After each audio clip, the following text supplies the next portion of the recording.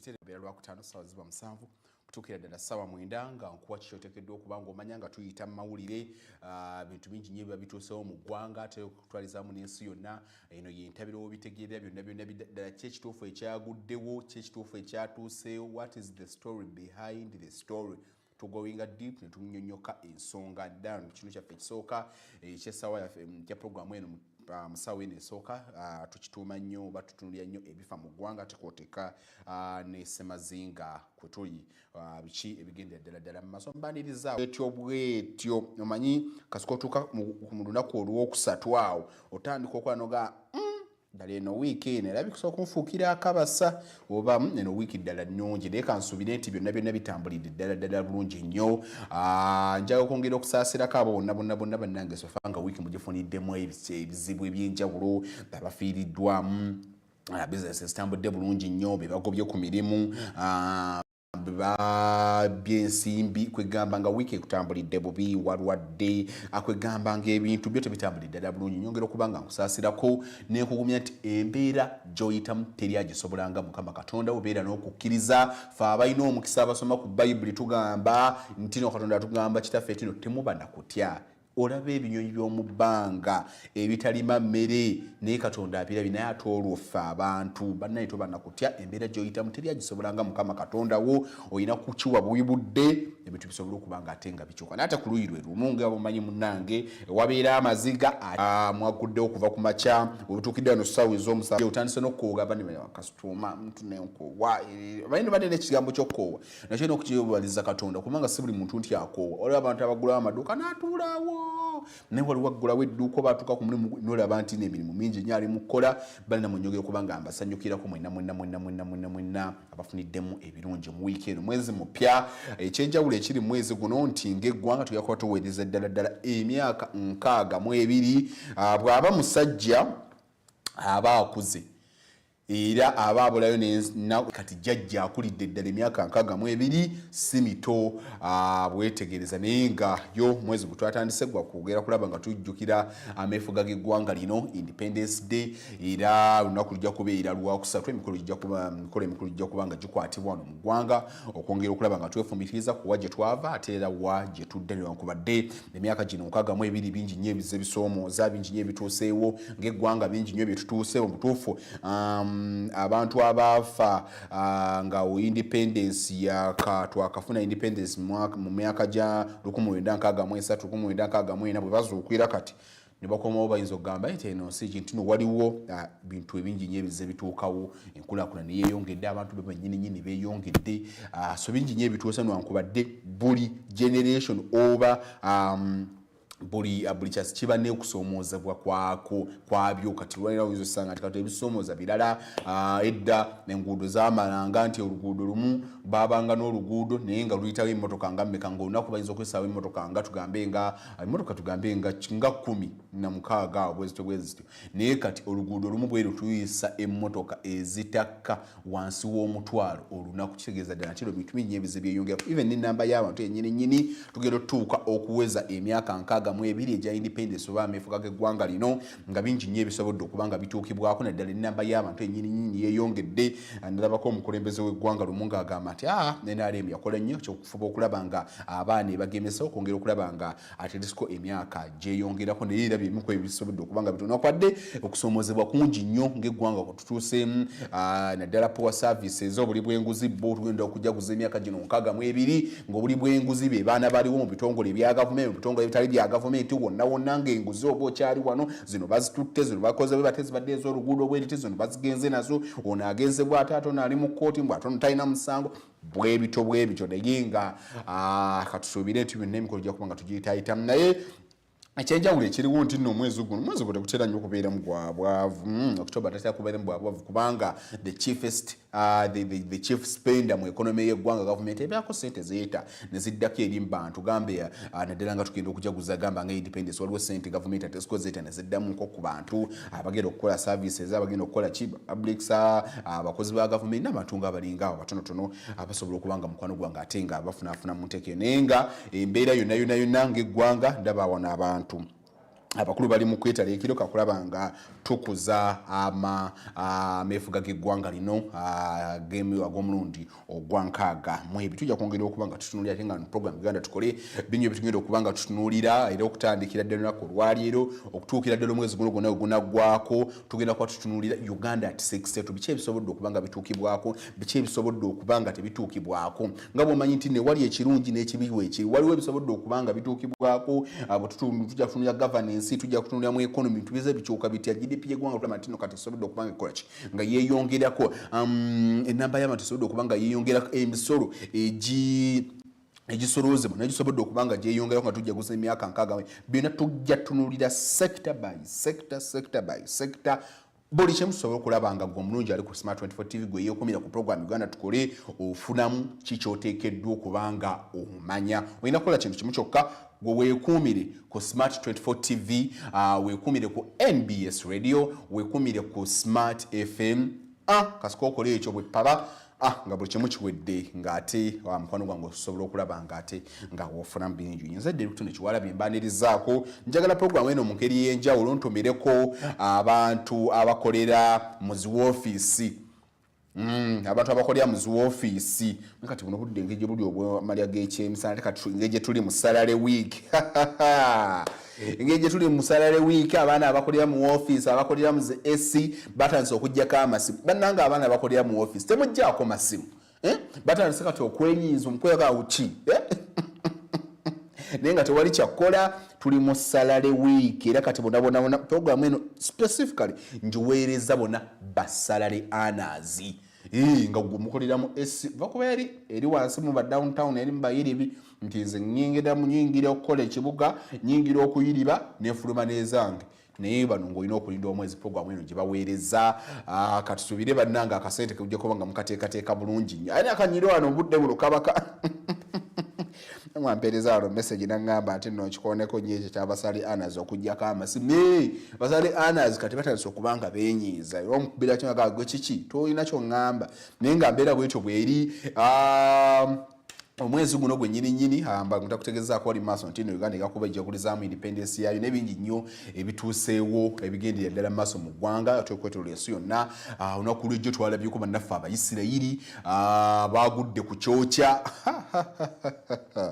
abaana Abayirani kye bakoze eggwanga lya Isirayiri nakulujjo balookinze missiles ne bazikuba munda mu ggwanga erya Isirayiri newankubadde bannaffe Abayisirayiri nga bayambibwako bannaffe ab'eggwanga lya America basobodde okuba nga interceptinga missiles ezimu naye ezimu zasobodde okuba nga zituukira ddala ku ground ne zikosa era abantu abasukira ddala musanvu basobodde okuba nga baluguliramu ddala obulamu newankubadde labyeko abakulu wano munda mu ggwanga erya Isirayiri nga bagamba ezo tewali etuuse ku ttaka naye obutambi obwedde obuvaayo obulaga nti waliwo ezasobodde okuba nga zituukira ddala ku ground mu kibuga kumpi awogamba aga mu Tel Aviv missiles zasobodde okuba nga zituukira ddala era ne zikoseza ddala abantu waliwo n'ebifo ebimu ebyenkizo nnyo munda mu ggwanga erya Isirayiri naddala okusingira ddala enkambi z'amagye byasobodde okuba nga birumbibwa nga missiles zituukira ddala nalabyeko n'omukulembeze w'eggwanga lya America omukulu Joe Biden ng'agamba bannange Iran kyemukoze n'ate olusiogera neweebuuza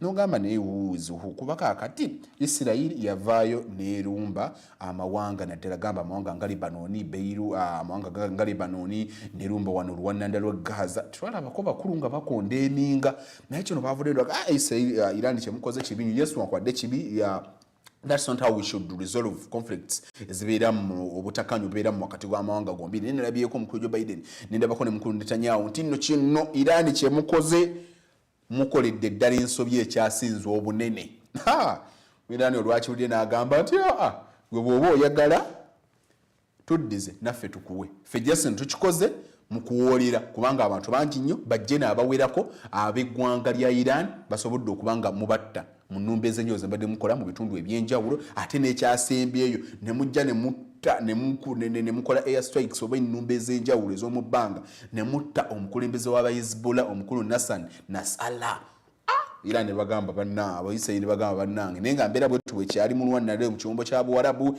embeera ekyali etu yakusika muguwa kyani kyono ensi yonna yeetegese kulinda kulaba Iran Isirayiri enezaayo omuliro omanyi bwewetegereza critically embeera nga bwegenda ddala maaso mu kiwumbo kya buwarabu olabira ddala singa embeera tekwatibwa na buntu bulamu tekwatibwa mu ngeri ey'obuntu kyondo ky'obuwarabu ekyo kyakavaako kyakaviirako embeera okusabanguka mu ggwanga mu nsi yonna ne tuliraba ku third world war ba Ssematalo owokusatu era ndowooza n'abakulu nalabyeko aba security council abakulu abo nga bagamba tutuule tulabe mujje bannange mulabe tulabe nga tutuule okungera okulaba nga embeera eyo tugitunulira tute naye ate ekyenjawulo ekiriwo nalabyeko n'omukulu omukulembeze w'eggwanga lya America Joe Biden ng'agamba nti nno ekituufu ng'eggwanga lya America tuyambyeko Isirayiri kulaba nga interceptinga obanga eziiza emizinga egyo obutakubanga nga babakosa naye nalabyeko n'abakulu munda mu ggwanga erya Iran nga bagamba nti omuzinga ogusinga amaanyi nabo gwe beesiga ogwa Fata abaagukozesezza ku mulundi ogusookedde ddala naye nga kyotukkiriza ddala okuviira ddala mu nsonda ezeesigika emizingo oba missiles ezimu yesinga esuubira ddala ndowooza abanafu aba eggwanga lya Iran bakubidde ddala emizinga oba missiles eziwera ddala 2 naye ezimu abanafu abayisirayiri basobodde okuba nga baziremesa okuba nga ninga waliwo ezatuukedde ddala ku ttaka era abantu abawerako ne basobola okuba nga baluguliramu ddala obulamu mbeera bwetu bwekyali amawanga gonna gakyatunuulidde embeera eyo nalabye abantu bavuddeyo bangi nnyo munda mu ggwanga erya Iran ne bavayo ne banga bali ku nguudo nga baserebrate nga bagamba yes kyekyo tubadde kyemukoze eggwanga lyaffe kyerikoze nga liriwulumba eggwanga lya Isirayiri kituufu nnyo era ffe tukiwagira era ne bakunga ne basaba ne gavumenti mugere maaso amba bannange omuntu n'aba abajaguza olutalo nga bakuba ensendera naye nga mbeera bwetyo bwekyali nabadde ndabako even ne munda mu ggwanga erya Lebanon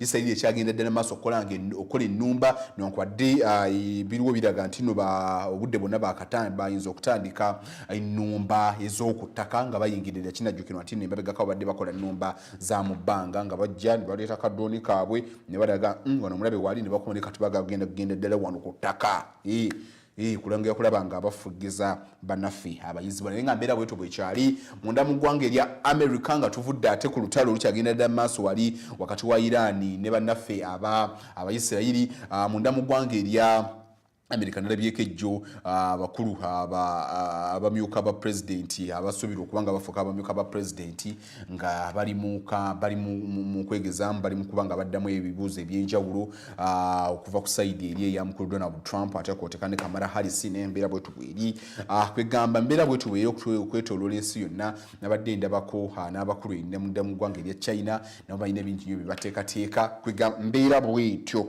kwetooloola ensi talo nimba mukyali mu ntalo eno bali mu kalulu mbeera bwetu bwekyatambulira ddala mu maaso njaga okubanga nkumya wano mu waffe wano mu East Africa nkuba mu East Africa ndowooza kyagenda ddala mu maaso okubanga etonnya era ndowooza bwetegereza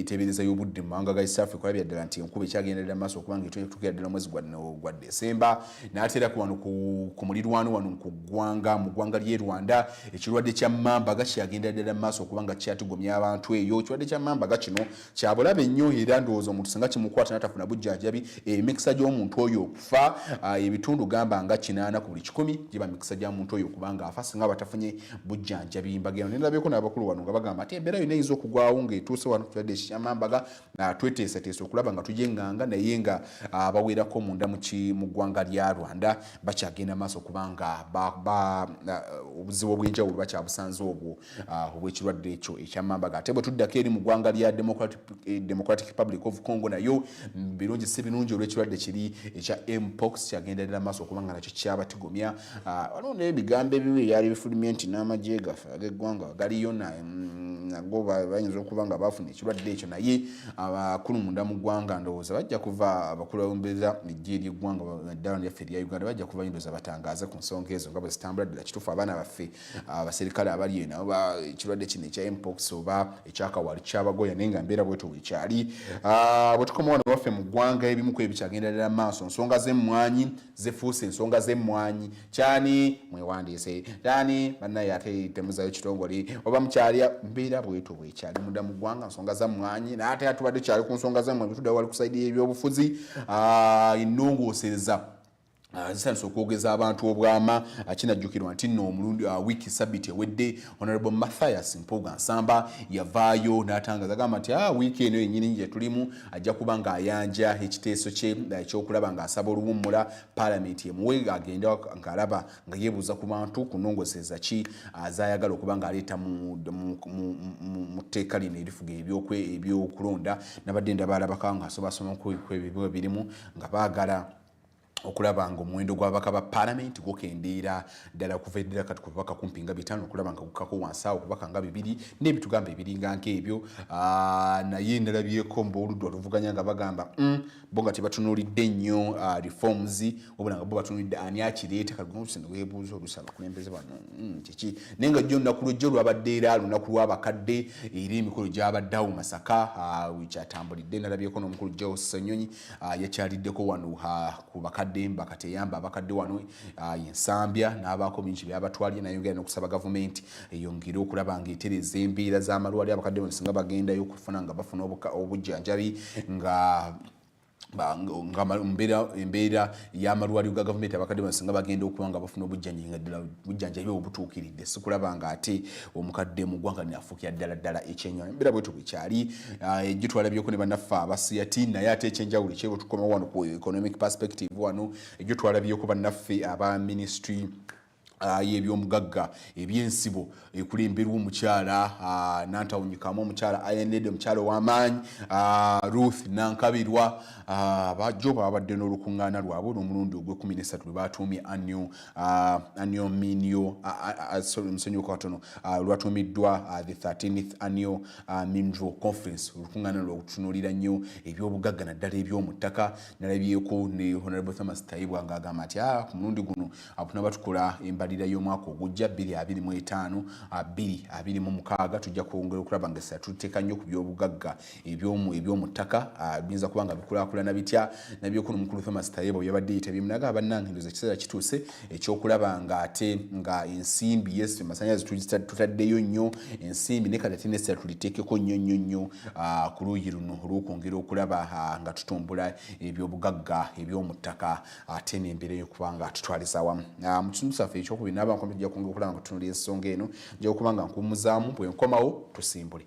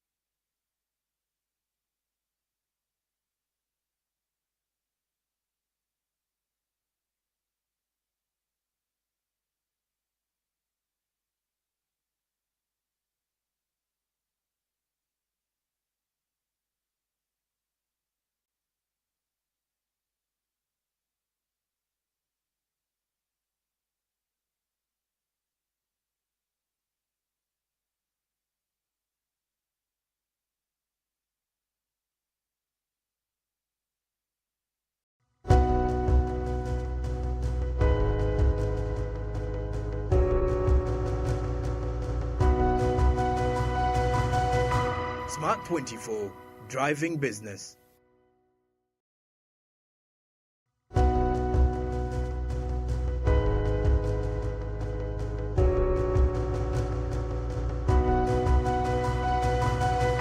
Smart 24.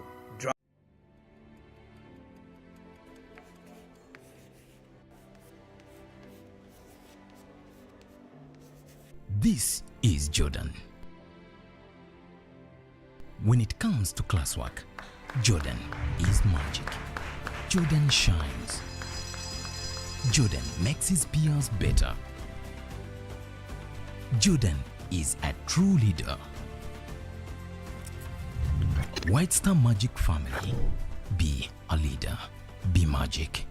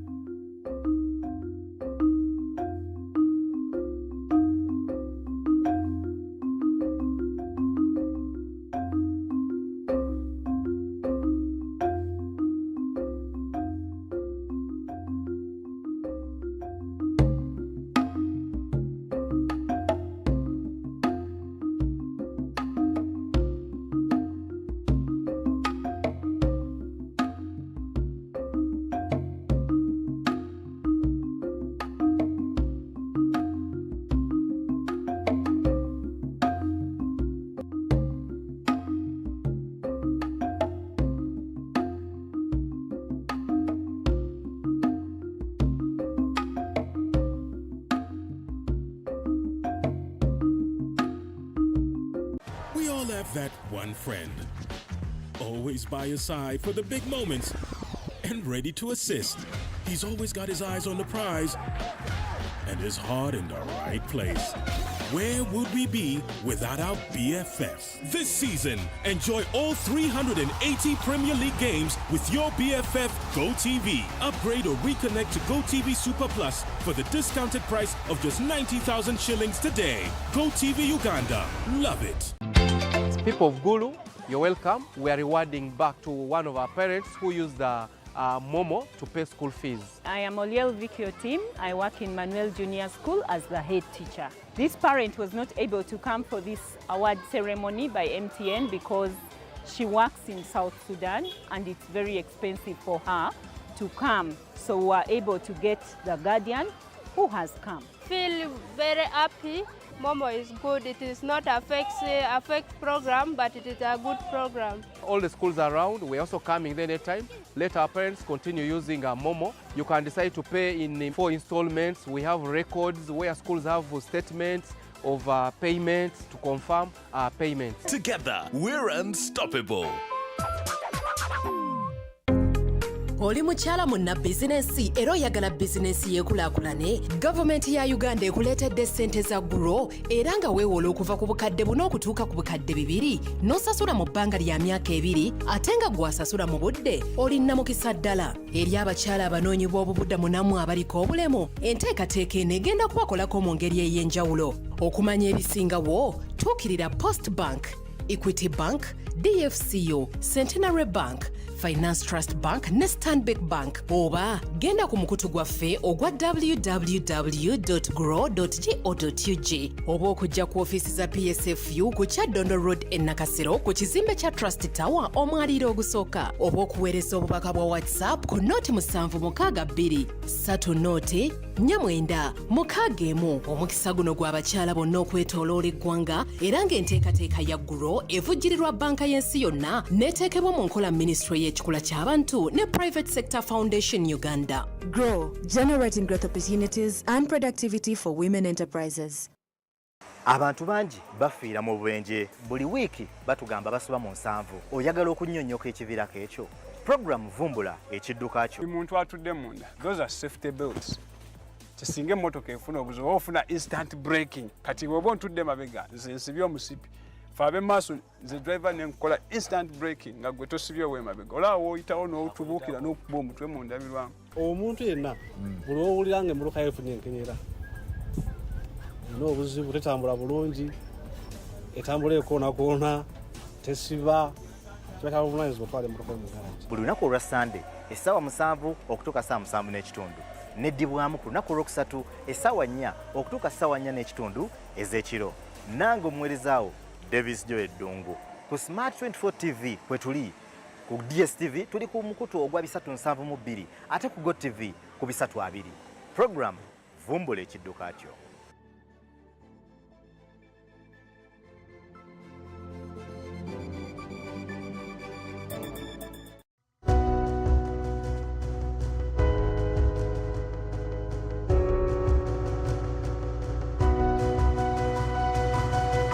Smart 24, driving business.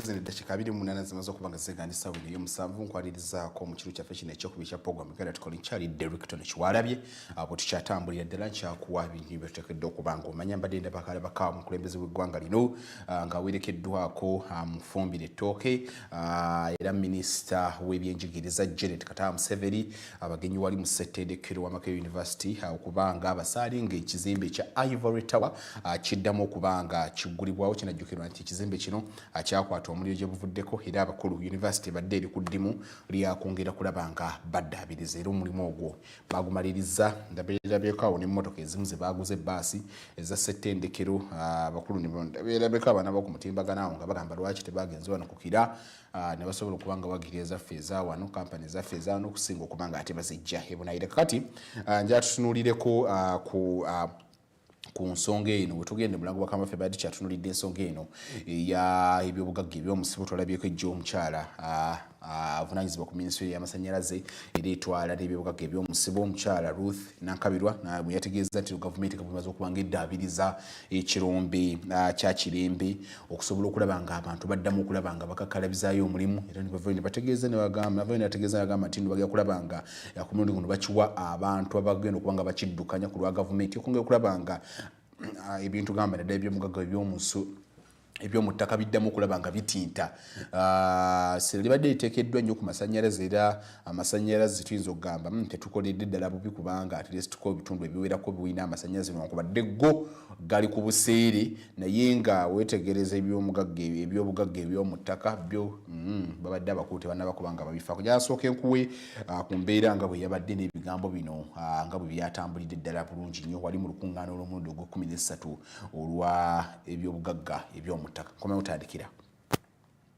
Uganda has a tremendous opportunity to become a key supplier of critical materials for the global energy transition. With its potential rich deposits mentioned already, with copper, cobalt, graphite, uranium, lithium, nickel, and rare earth, along with its growing capabilities in electrical manufacturing, Uganda is well positioned to lead in this space. My appeal to government through you, Honorable Minister Ruth Nankabirwa, is that I repeat, we must prioritize investment in exploration, resource mapping, and infrastructure to unlock Uganda's mineral wealth. Let us focus on minerals as a critical sector, just as we have focused on oil and gas. If we can afford as a country to even have supplementaries to go and support a pharmaceutical farm, just get us that kind of money once and really put it in the mining sector and see where it cannot make a difference. That is my last appeal, because we really must do this as a country, because we will see benefits sooner than later. On behalf of the United Nations Development Programme, and indeed the wider United Nations family, I'm delighted to join this morning the 13th Mineral World Conference, a pivotal gathering dedicated to exploring the crucial role of critical minerals in sustainable development and economic transformation. At the outset, let me thank the Ministry of Energy and Mineral Development and the Uganda Chamber of Mines and Petroleum for inviting the Organization of Africa, Caribbean and Pacific Group of States, ACP, European Union, and UNDP to co-host this conference, in which we will discuss the very foundation of a sustainable future, the role of critical minerals in achieving the 2030 Agenda for Sustainable Development. Although this morning I've heard that the term has changed from critical minerals, we look forward to whatever iteration it becomes. Ladies and gentlemen, critical minerals such as lithium, cobalt, nickel, and rare earth elements are not merely essential components of modern technology. They are essential components in the production of renewable energy technologies. They are catalysts for energy storage and are bedrock of the global transition to sustainable energy.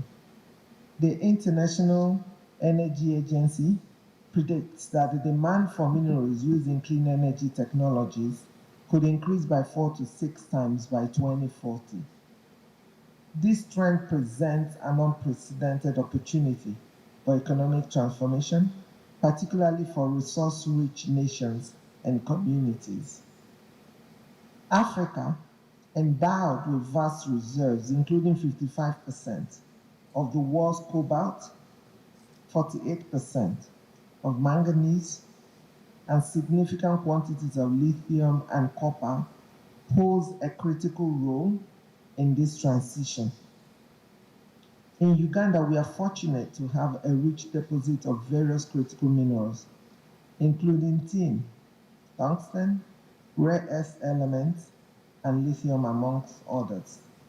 The government of Uganda's tenfold growth strategy also envisages mineral-based manufacturing and petroleum products to generate USD 25 billion in export value towards the USD 500 billion goal by 2040. However, without effective management, this soaring demand risks perpetuating commodity dependence and exacerbating geopolitical tensions.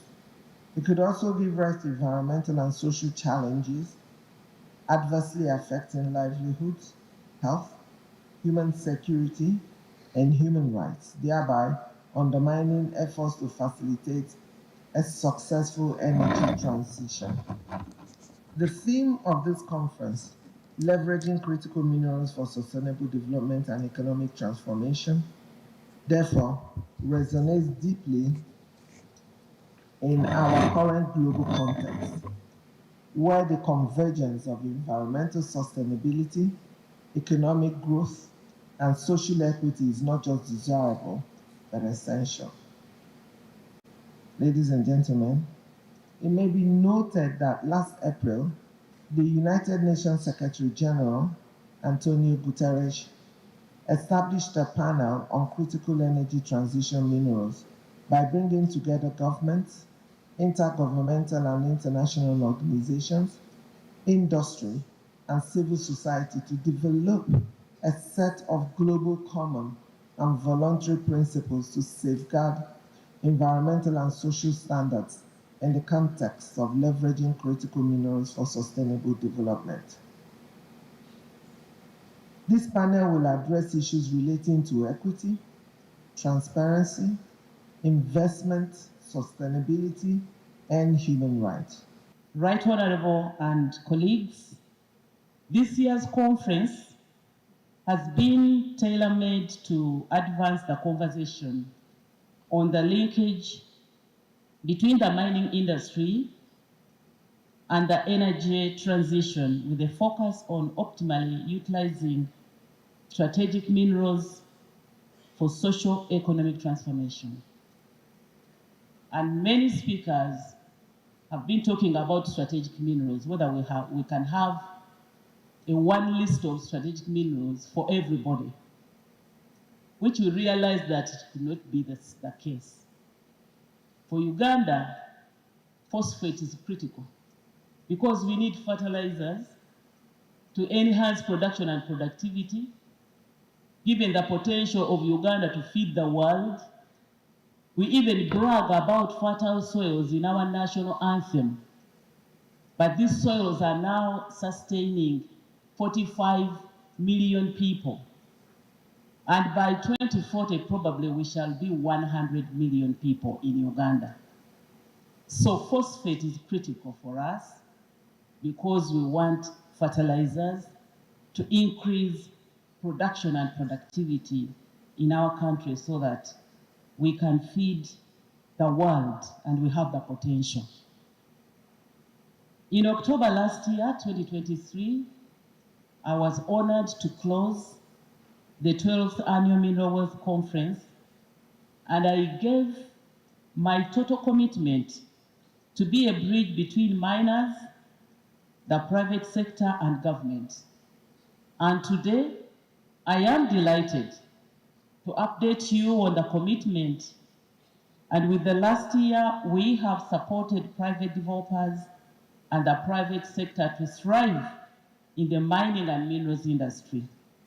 Specifically, we granted 2 large-scale mining licenses, one to the Renzori Royal Metal Limited for rare earth elements in the areas of Bugiri, Uganda, and Mayuge districts, known as the Makutu project. This project is expected to produce various products to enrich rare earth elements. We also granted 1 large-scale mining license to Sunbird. Sunbird Limited is in Limestone in Moroto district. The company is establishing a 6,000 tons per day clinker production line. You know how much we need cement in Uganda. Manufacturing clinker in Uganda is going to see a reduction in the cost of cement because right now they are importing clinker from Kenya. So if we are able to manufacture, we shall substitute the importation of clinker. And so we shall be saving something like 700 millions every year, which we have been spending into the importation of clinker. The ministry also granted a mineral smelting license to Woodcross. Woodcross Resources Limited is a company which is smelting tin. We granted them this license on the 12th of April 2024.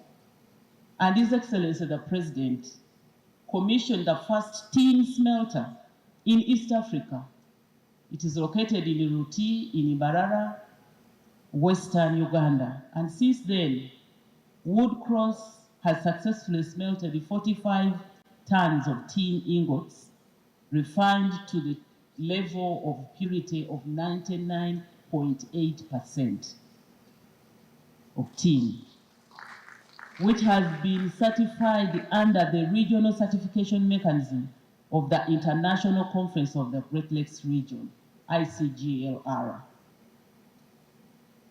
The success of Woodcross Resources demonstrates that our approach to mineral value addition is on the right track. My ministry put in place a statutory instrument prescribing the permissible purity for export of tin. Of course, working with Woodcross, they had to test, they had to do laboratory tests, and they were convinced that a 99.85% level of purity is permissible and it is achievable. So we work together with you. We don't just lump, purity levels without involving the investors themselves. I am happy to report that the country is progressing well with the mineral value addition, and now we are working on the legal framework to support processing of vermiculite. I am told that vermiculite is a different character of minerals. I was tempted to set the level of purity for every type as 93%. I'll give you a very good example, and where everyone said, no, this is too much. When Uganda was going to be about blacklisted by the FATF, and we were on the grey list, so we're on the verge of going on the blacklist. We had it amend, I think, 7 or 8 laws in 1 week, and we did it. When IATA team came here and they did a report and found that our airport was wanting and we needed to give more authority to a CAA, and they gave us only 2 days. I remember General Katumba calling me on a Sunday. We amended the law in 2 days, So if you can amend certain laws in 2 days, why should you take years and years working on the rest? So it means sometimes it's the laziness in our minds. If we can move very, very quickly. When I was in South Korea, I found In 1 year, they did 21,000 laws and regulations. Okay? 21. Of course, it is too much for I pity their lawyers. I don't know how they are handling, but you can just imagine. So we are ready as a parliament. I've come here to give our commitment that we are ready to support the legal regime proposed by government to ensure that this sector is highly protected, but also we enable it to run smoothly, especially by bridging any gaps that are missing. Also, the issue of financing. Sir Rich was sharing with me that we need around $100 million. Yes, $100 million for mineral exploration and quantification. I think when you look at the potential of this sector, this is nothing. This is pocket change. This is pocket, to be honest, when you look at, and I know Ruth's marketing style, I'm sure this in cabinet will pass. And I can assure you, I'm going to assign the Committee on Natural Resources, ensure that we get this money. Because, I mean, it's a drop in an ocean to open, to open many channels, you know, to unblock everything that can easily bring us development. All this money we are running around borrowing and all that, I mean, we wouldn't be borrowing. We wouldn't be borrowing.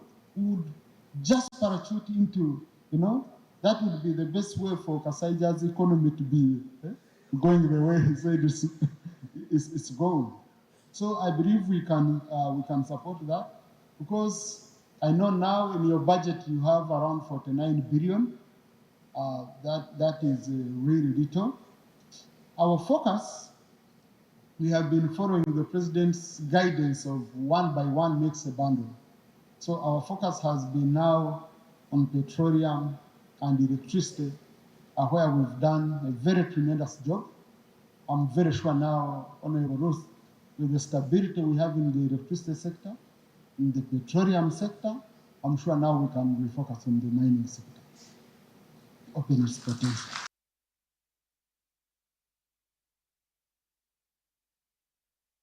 Yakwongera kulaba nga ebyobugagga eby'omutaka abakulu babiteekeramu ddala ensimbi, era ndowooza owuliddeko nti nno bakwongera okulaba nga bateekako nnyo essira, era ndowooza katusubire nti nebintu nebeera bigenza katale k'ensi yonna tujja kwongera okulaba nga ate nga tufuniramu ddala ng'eggwanga tukanyulwamu. Kakati olunaku lw'eggulu ensonga z'emmwanyi zino zikutte wansi ne waggulu, waliwo abawakanya ekitongole ky'emmwanyi obutaddayo eri mu minisitule y'ebyobulimi, ate era waliwo n'abalala ababakana n'omulimu gw'okwongera okulaba nga babunyisa bannayuganda ku mateeka amapya agayisibwa omukago gwa Bulaaya, gye buvuddeko ebimu ku ebyava mu mukago gwa Bulaaya gwe byayisa byakutandika okuba nga bikola, amateeka gakutandika okuba nga gakola mu January w'omwaka gwa 2025, era nga ebimu ku ebyo ebirimu kwe kwongera okulaba nga emmwanyi ezonna oyina banaazuula nti nno oli okulima emmwanyi esooka kuba nga atema ekibira, emmwanyi ze zijja kuba nga tezisooka kukkirizibwa ku katale k'amawanga ga Bulaaya. Nalabyeko ejja abakulu okuva mu kitongole ekya Siyatini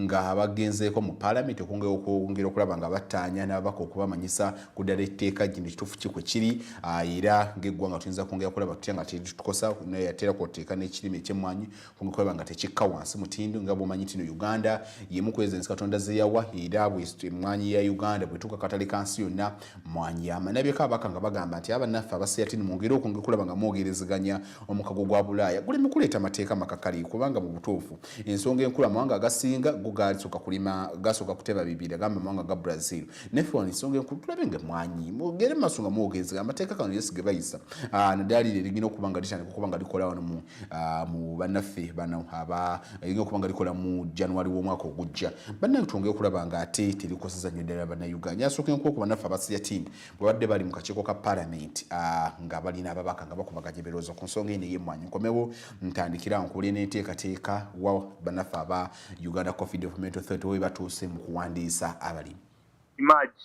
The EUDR emerges from the EU Green Deal, and the EU Green Deal is a cocktail of policy initiatives which aim to set the EU on a path to a green transition but also with an ultimate goal of reaching climate neutrality by 2050. So these are efforts led by EU. We can call these unilateral measures because there's no consensus around them at the multilateral level, but they are driven by the EU. And beyond the EUDR, there are a number of policies, regulations, and directives that touch different sectors and issues. There is another one called Corporate Sustainability Due Diligence Directive, which is in short called CS3D. There is the circular economy policy, and there are other policies that touch sustainable finance, corporate responsibility standards, which in short sometimes are called ESG. So there are a number of regulations under the EU Green Deal. And it's important for us as we discuss the EUDR and its implications on Uganda's coffee sector or agriculture sector to also not lose sight of the other regulations because they also matter. But also, as I continue to give a background about the EUDR and the regulation, it's important to note that following the adoption in June 29, 2023, a number of steps were taken from the EU Parliament and different countries that export coffee, cocoa, among other products that were enlisted, started various efforts to comply because the EUDR spells out a number of mandatory traceability and compliance requirements. But what I would like to emphasize here, there are 7 products that were listed, and these were earmarked or regarded as the major drivers of deforestation. But before I talk about the products, the EUDR underscores traceability requirements. That means everyone along the value chain of those products that were listed has to provide proof that the products they are putting on the market don't have a link to deforestation.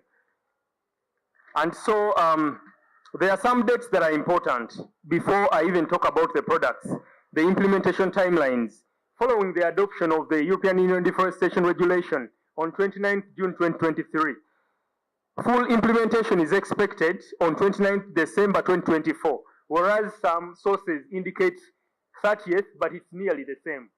Some indicate 29th, others 30th, but it's nearly the same. This is for large companies. The 29th June 2025 deadline is for small and micro enterprises.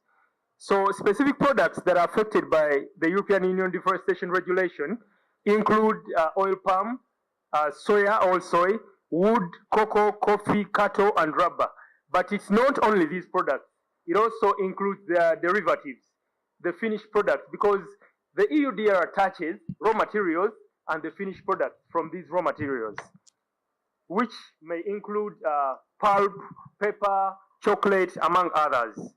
And broadly, there have been concerns around agriculture being one of the biggest drivers of deforestation. The moment we don't do this, our farmers are at risk of losing the market. I know all of us have engaged in business in very many forms. When you lose a market, it's very difficult to regain that market back. And it's also very difficult to source for new markets. And this is the risk we are in as a country. We are all aware that our main export, agricultural export, is coffee. You know how our farmers were excited with the boom harvest and good market this year, but we might not have the same. Hence, discouraging coffee production, like what happened in the 80s, where people cut down their coffee plantation. And that would be not a good sign. That's what prompted Siatini, other civil society organization that handle trade issues, to petition this committee through the speaker. And that's why last week, the speaker and parliament pushed this petition to us. We took this as a priority because of the time frame we are remaining with. And we felt that before we start going through this petition, the petitioners themselves should come and present it as it's required so that we move on fast as we can to ensure that we try our best to reduce this burden by trying to give options to government on what to be done to fasten up this process of traceability system of our coffee sector. It cannot work going backwards. These are issues that have existed. We've always encouraged people to grow coffee, and that is what people have done. We never looked at the consequences. And by the way, coffee itself, there are trees. They are an addition to protecting the environment because they have that cover that they provide. So we do not have to rush into maybe losing the European market because they want deforestation-free products. And that does not actually, in the actual sense, exist.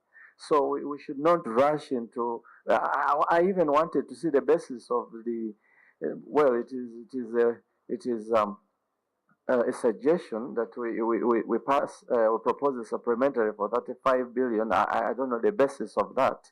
We needed the details as to how you came about with that final figure. So, Chair, we need to look into how to do the future protection of the environment and then not rush into things that have happened before and then encourage our farmers because now they are very much scared. I have to tell you, those growing coffee, actually they are linking this to UCDA being rationalized.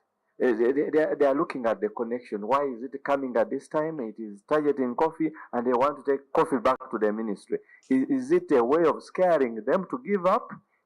Including the issue of traceability, it is worrying them seriously. So we need to come out clear, and I think we might need a lot of time to delve into this, and perhaps not with too much pressure. I beg to submit. Neyanziza okumpa omukisa guno okunnyonnyola petition yaffe gye twaweereza Speaker wa Parliament eyaffe eya wano mu Uganda. Naye petition eno nsaba okunnyonnyola gy'eva. Tubadde tukuba enkuŋŋaana ez'enjawulo nga Siyatini nga tugezaako okunnyonnyola nti waliwo amateeka gano agava mu mawanga oba amawanga ge tuyita ag'omu Europe nti amateeka gano galina akakwate ku mmwanyi zaffe n'emmwanyi ze tutunda mu mawanga ag'e Bulaaya mu Europe nti bwe twakuba enkuŋŋaana ez'enjawulo abantu abalimi n'abalala abakwatibwa ku kirime ky'emmwanyi balina ensonga ze bajjayo nga bagamba nti amateeka ag'enjawulo gavuddeyo mu mawanga gye tutunda emmwanyi zaffe mu Europe naye tulaba gavumenti yaffe wano waliwo ebintu bye yeetaaga okukola ate ebitannaba kukolebwa. Ebintu ebyo ebitannaba kukolebwa nti kwe kuba nti wadde nti ennaku z'omwezi ziri kumpi okutuukirira nga 3 Desemba omwaka guno nti emmwanyi zaffe singa tuba tetuleese bukakafu obulaga nti tezirina kakwate ku kutema miti na kusala bibira tuba tufiirwa akatale k'e Bulaaya mu Europe nti olukuŋŋaana olwo lwe twakuba lwali luli ku nsonga ez'amateeka gano agavudde e Bulaaya agavudde mu Europe engeri gye tulina okugakwasaamu wano oba okukola bye twetaaga okukola okutuukiriza obukwakkulizo obwo obuli mu mateeka ago okulaba nti tusigaza akatale k'emmwanyi mu mawanga g'e Bulaaya. Naye ebirowoozo ebimu ebyavaayo nti tukole petition tugiweereze Speaker waffe ow'eggwanga lino ate Speaker atuuze Parliament n'ababaka ab'enjawulo balabe nti bakubaganya ebirowoozo ku nsonga ey'amateeka gano agavudde e Bulaaya oba mu European Union n'engeri gye gagenda okukosaamu ekigamba. Naye bwe tutunuulira nti deadline oba ensalessale eyanga 3 Desemba guno omwaka eri kumpi kutuuka ate ekitongole ekivunaanyizibwa oba kye twandiise UCDA Uganda Coffee Development Authority nti kyali kyasaba obuwumbi 35 n'obutundutundu 6 naye mu bajeti y'omwaka gw'ebyensimbi guno ogwa 2024-2025 gavumenti yasobola okuba nti eteekawo obuwumbi 13.9 mu budget UCDA bweyina okukozesa okulaba nti ekola byonna ebyetaagisa okuwandiisa abalimi n'okuba nti n'ennimiro zaabwe bwe balimira efuna ebizikwatako nti tebaasala miti oba bibira kutema bibira okuba nti basimba emmwanyi. Ezo ssente tulaba nti ntono nnyo, naye ate n'ekirala nti ng'eggwanga tutambudde mpola okutuukiriza ebintu ebyenjawulo amateeka agavudde e Bulaaya oba European Union directives and regulations nga European Union Deforestation Regulation bye gagamba. N'olwekyo Speaker owa Parliament yaffe eno petition yaffe yagiwa komiti ey'ebyobulimi okulaba nti egitunulamu nti ate naffe tuyita tujanjule tuginnyonnyole tulabe nti Parliament egezaako ekola ebintu ebyenjawulo okulaba nti etuukiriza ebyo bye tulina okukola oba eyambako gavumenti yonna UCDA Ministry y'ebyobulimi okutuukiriza ebyo bye tulina okukola. Leero twogedde n'ababaka abava ku komiti y'ebyobulimi nga tunnyonnyola ensonga ez'enjawulo, ng'ensonga emu gye twogera nti gano amateeka oba etteeka lino erya European Union Deforestation Regulation lirina ebintu ebyenjawulo bye likoonako. Si tteeka nti lye tugamba nti B wabula lirina bye tuteeka okukola okulituukiriza oba okusigaza akatale kaffe ak'ebyemmwanyi. Nti bw'otunuulira ebintu ebyenjawulo UCDA ne bannakyewa oba n'abantu ab'enjawulo bye bakoze biina engeri gye biyambyeko okulaba nti waliwo we tusenvudde mu kutuukiriza ebyo amateeka bye gatwagaza okutuukiriza. Naye ate tukyalina olugendo luwanvu kubanga nsalessale wa 3 Desemba 2024 eri kumpi kutuuka. Naye UCDA terina nsimbi ze yeetaaga kutuukiriza ebyo bye yeetaaga kutuukiriza kulaba nti ewandiika ekiwandiiko namutaayiika ekiraga nti bamaze okuwandiisa abalimi, bamaze okwebuuza ku balimi bonna nti ebintu emmwanyi ze basimba tezirina kakwate na kutema bibira na kusala miti.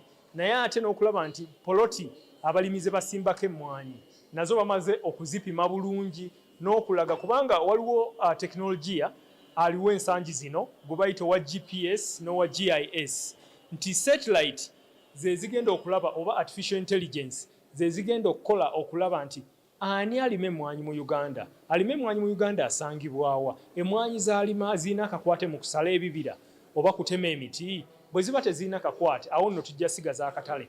Naye bino birina kuba mu kiwandiiko namutaayiika gavumenti yaffe kyerina okuweereza mu mawanga oba mu European Union Commission oba mu Europe okulaba nti emmwanyi zaffe tezirina kakwate ku kusala bibira oba kutema miti.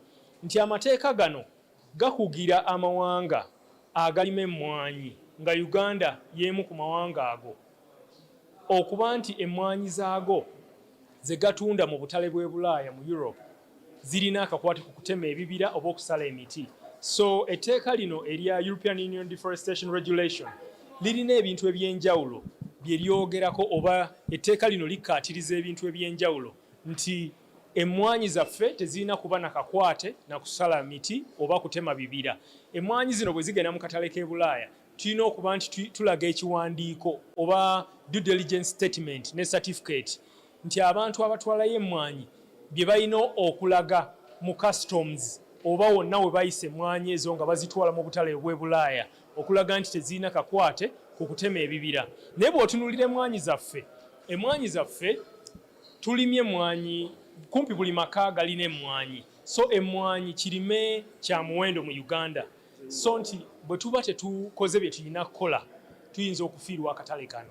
So tukowola gavumenti okuba nti ekitongole kikwasisa ku by'emmwanyi UCDA kiweebwa ssente ezimala nakyo kituukirira abalimi ku mutendera gwonna wansi mu district zonna babawandiise bapime poloti zaabwe n'okufuna byonna ebyetaaga okuba nti bifunibwa okulaba nti tufuna ekiwandiiko ekyo oba alipoota eyo gye tugenda okuweereza nti bwe tuba tutwala emmwanyi zaffe certificate oba statement ezo tuziteekako ne tulaga nti emmwanyi zaffe tezirina kakwate na kutema bibira.